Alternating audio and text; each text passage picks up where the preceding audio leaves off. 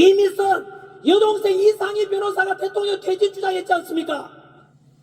정계선 자기 남편 황필기 변호사가 대통령 퇴진 탄핵 주장했지 않습니까? 정정민은 주적이 누구냐? 북한이라고 말할 수도 없다고 했던 재판관입니다. 이런 속에서 헌법 정신에 맞춰보겠습니다. 여러분, 금방 말씀드린 대로 10가지 넘는 법에 어긋난 심리가 있었고 본질적인 내란죄를 빼고 이렇게 해서 엉망투성이의 심판을 하고 있는데 불러야 거 맞지 않습니까? 불러한 그런 헌법재판소의 결정에 따라서 인용이 된다면, 파면된다면 그 불의에 맞서는 것을 저항하는 것이 바로 우리 헌법 정신입니다. 여러분,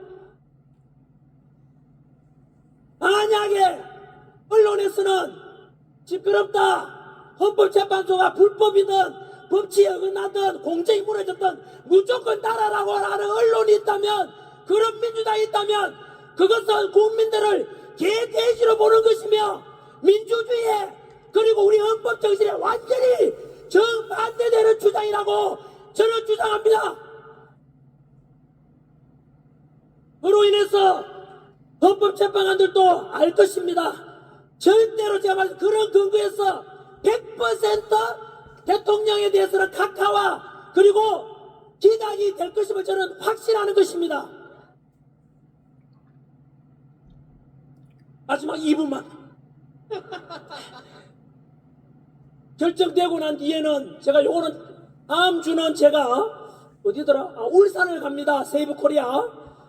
저는 울산 가는데 울산 가서 말씀드리겠습니다. 그때는 아마도 헌법재판소 심리가 끝났을 선고가 끝났을 때쯤 싶은데, 만약에요 각하가 되거나 기각되지 않습니까? 1차적으로 윤석열 대통령 직무 복귀하겠죠? 그 다음에 우리가 해야 될 일이 있습니다. 여러분, 정치는 기본적으로 두 가지 정치는 해야 될 게 있습니다. 정직해야 되고 책임을 져야 됩니다. 그러면 여러분, 12월 3일 비상계엄 이후로 지금까지 115일, 다음 주에 115일 되는데 지금까지 모든 국민들이 갈등을 빚었고 경제적인 손실이 어마어마하고, 그리고 국민들은 차가워 이미 돌아가신 분이 두 분이 계시지 않습니까? 그 모든 것을 일으킨 것이 누구 때문입니까? 탄핵을 주장했던 민주당이 모든 것의 원흉 아닙니까? 책임을 져야 될 거 아닙니까? 죽어가신 분들과 우리가 이렇게 고통스럽게 한겨울부터 100일 동안 투쟁해온 것에 국민들 분열시킨 것이 다 누구 때문입니까? 민주당 때문 아닙니까? 반드시 책임을 물어야 됩니다. 그래서 민주당에서는 대통령에 대해서 아까 말씀드린 내란을 또 모의했지 않습니까? 책임을 물어야 될 것입니다. 그리고 국민들 분열시켰던 MBC를 포함한 거짓으로 선동해서 내란이라고 했던 언론사들에 대해서 반드시 책임을 물을 것입니다. 그리고 대통령을 끌어내라고 했던 그 불법적 수사기관 공수처 해체해야 됩니다. 서부지법에 바로 대통령 영장 발부했던 바로 이순영, 그 다음에 신한미, 그리고 차은경, 그 판사들 공통점이 뭡니까? 우리법연구회, 오동훈도 마찬가지죠. 우리법연구회와 국제임금법 연구회 출신 아닙니까? 좌파 사조직 없애야 됩니다. 그리고 정관이 부정비리투성이 아닙니까? 쓰레기 덩어리입니다. 지금 부정선거 의혹도 너무 많습니다. 전환길 부정선거에 대해서 음모로 날인가 하는데 네가 몰라서 그런 거잖아. 이영도 PD라고 있어. 이영도 KBS PD. 유튜브에 가서 한번 보시라고요. 증거가 넘실합니다. 여러분, 제가 다음 주에 금요일날 바로 아시아투데이 가서 이영도 PD랑 같이 부정선거에 대한 방송을 또 합니다. 이것이 잘 들어보십시오. 부정선거가 있었던지 없었던지 우리가 국민들이 불신이 많고 비리 덩어리 선관이 아닙니까? 이렇다면은 지금 전산 조작이라든가 해킹 위험이 있다고 윤석열 대통령께서 비상기업 스포츠에도 말씀하셨잖아요.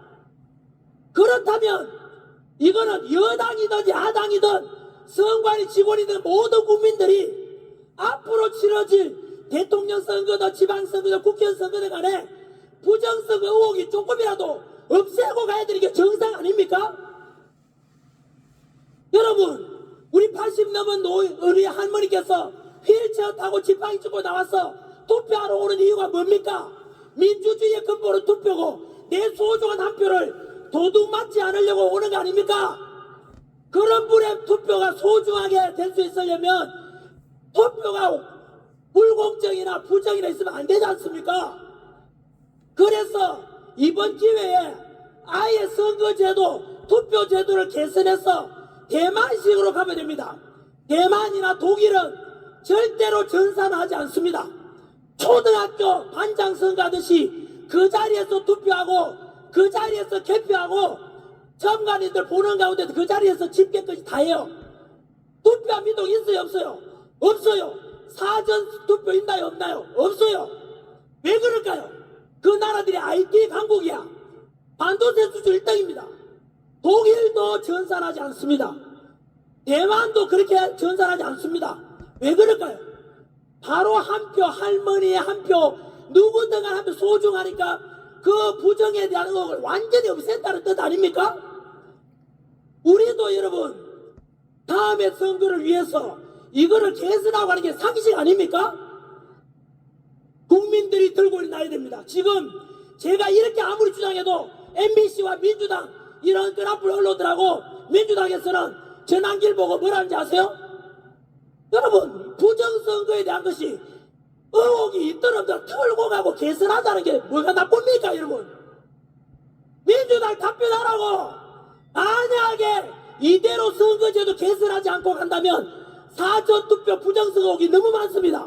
이영도 PD가 유튜브 한번 보십시오. 보시면 통계로 말합니다. 통계로 전산 조작의 가능성이 있으니까 그런 거 없애고 우리가 투명하게 하자고 해야 되는데 민주당은 답변하라고.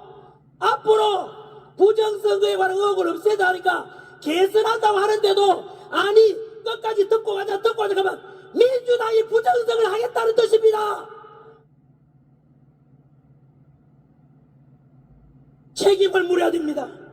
반드시 이번에 대통령 직무 복귀하고 나면 우리에게 알려진 계몽령으로 알려졌던 것들 선관위와 헌법재판소와 언론과 그리고 바로 공수처라든가 그리고 다음 제가 이야기할 때 민노총하고 또 정교조 이야기도 좀 하겠습니다. 오늘은 여기까지 하겠습니다. 여러분 마지막으로 소망합니다. 제가 처음에 말씀드렸지요. 지금 대한민국 위기입니다. 위기 뜻이 뭐라 했습니까? 위험과 기회의 합성입니다. 지금은 국론이 분열되어 있고 이렇게 나뉘어져 있지만 이번 헌법재판소의 다음 주에 있을 바로 대통령에 대해서 탄핵에 대해서 각하 기각되고 대통령 직무 복귀해서 한미동맹을 통해서 트럼프 대통령하고 조기에 빨리 정상회담 하시고 안보도 튼튼히 하시고 국가 시스템을 정상화시키시고 그래서 우리 국민들이 바라보는 그리고 그 소망했던 자유민주를 지켜야 되지 않겠습니까? 그리고 나서 바로 제2의 건국이라고 봐야 됩니다. 우리가 이 탄핵 정부에 드러났던 수많은 문제들을 업그레이드 시키고 개선해야 되지 않겠습니까? 그래서 국민 여러분 지금까지 윤석열 대통령 살려내라고 이렇게 외쳤다면 절대 지치면 안 됩니다. 이제부터 시작입니다.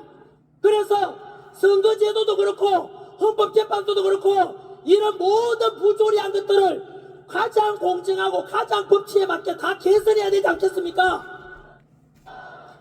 반드시 해야 됩니다. 그래서 우리 2030 세대들과 미래 세대들 아들, 딸, 손자, 손녀들이 살아가는 대한민국은 절대로 중국한테 먹히지 말고 바로 사회주의가 되거나 공산주의 되지 말고 자유민주주의가 마음껏 정의와 공의가 그처럼 마르지 않는 강물처럼 흐르게 해야 되고 그래서 마음껏 청년들이 도전할 수 있고 지금 남녀 갈등 만들어 놓은 문재인 정부 때 보십시오. 페미다 남녀 갈등 갈라치기 했잖아요. 그거 개선해서 남녀 서로 사랑 많이 하고 아이도 많이 놓고 마음껏 대한민국에 도전할 수 있는 그런 자유함이 넘치는 대한민국 만들어줘야 되지 않겠습니까? 그래서 우리 지금까지 여러분들께서 한겨울 아스팔트에 나오고 한겨울에 윤석열 대통령이 직무 복귀시켜야 된다.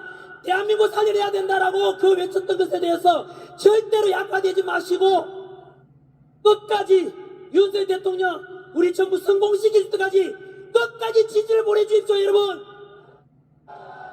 저도 끝까지 함께하고 다음 주가 되면 이 언론들의 좌파론에 맞서 제가 언론사를 차립니다. 그래서 국민들에게 오직 꿈이라도 거짓말하지 말라는 그 기준대로 정직한 언론으로서 대한민국 국민들에게 이 옳고 그른 데 분명히 제가 사실 팩트 그대로 알려드리도록 하겠습니다. 감사합니다. 감사합니다.